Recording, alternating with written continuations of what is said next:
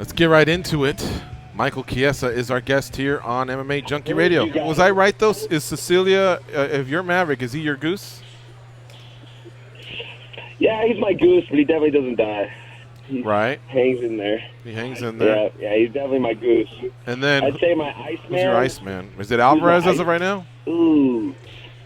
I think my Iceman, I mean, yeah, as of right now, it could be Alvarez. I'd maybe say Ferguson. Ferguson would be my Iceman, I think. So I definitely kick. Iceman's good in the movie. He's got legit skills. I think I would kick Eddie Alvarez's ass pretty easily. So I'd say Ferguson's probably my Iceman. Because we were supposed to fight, we never got to, and he's got good legit skills. It'd be a tough fight.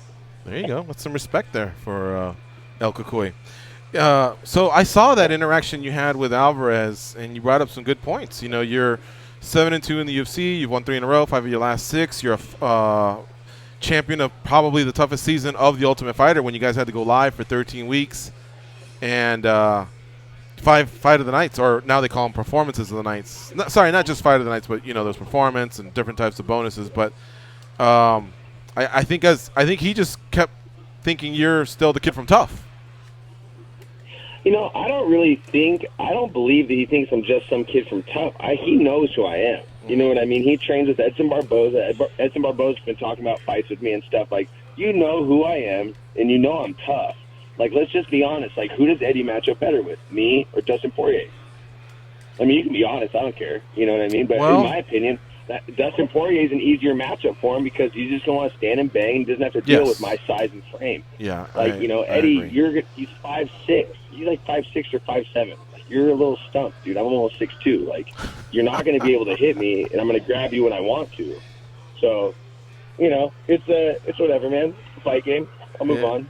And so what happens now? Now that, this weekend's exciting because there's 4 interesting matchups with Trinaldo and Lee, Barbosa and Dariush. I know you've mixed it up with Dariush already, but I'm sure you're keeping an eye there, and Trinaldo too.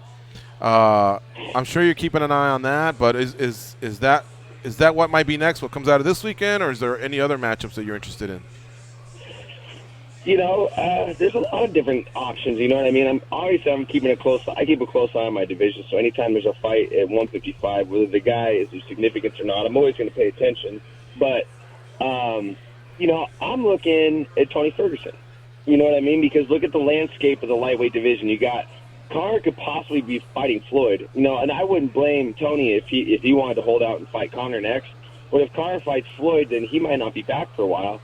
Khabib, who knows if they're going to reschedule that? Not to mention his dad went on record and said, he's going to be out for a couple months indefinitely, and plus he's got Ramadan, so he's not going to be back till September. So is Tony going to want to sit around and not fight? Or do we finish what we started when we were supposed to fight in July? You know what I mean? Yeah. Yeah, Here interesting. This is my logic on things, you know what I mean? I try to make things seem logical. I'm not just blurting out names, you know what I mean? But Tony's one of my toughest matchups in the division, but I think we have unfinished business. There's somewhat of a storyline, and I want to test myself.